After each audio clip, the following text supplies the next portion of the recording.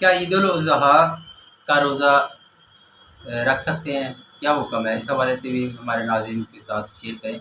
جی، عید الاضحیٰ کا دن اور 3 دن اس کے بعد، جی جی اس کے ساتھ میں بلکہ پوری بات ذکر کر دوں، سال بھر میں پورے سال میں 5 دن ایسے ہیں جن میں روزہ رکھنا منع ہے، اللہ اور رسول کی طرف سے منع کیا گیا ان دنوں میں روزہ نہیں رکھنا۔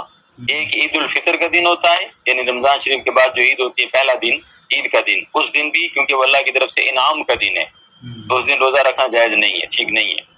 اور 4 دن یہ ہوتے ہیں، ایک 10 ذی الحجہ کا اور 3 دن اس کے بعد والے 11 12 13، یہ 4 دن اکٹھے ہیں، 5واں دن وہ عید الفطر کا۔ ان مجموعی طور پر 5 دنوں میں کوئی بھی روزہ رکھنا منع ہے، کیونکہ یہ دن اللہ کی طرف سے انعام کے اور اس کی ضیافت، بندوں کے لیے مہمانی کے دن ہے۔ جو بندہ روزہ رکھتا ہے اس کا مطلب ہے اللہ کی ضیافت سے وہ منہ موڑ رہا ہے، اعراض کر رہا ہے، روگردانی کر رہا ہے، تو روزہ رکھنا ٹھیک نہیں ہے ان دنوں میں، ٹھیک کسی ہے قسم کا روزہ نہیں رکھ سکتے۔ جی ٹھیک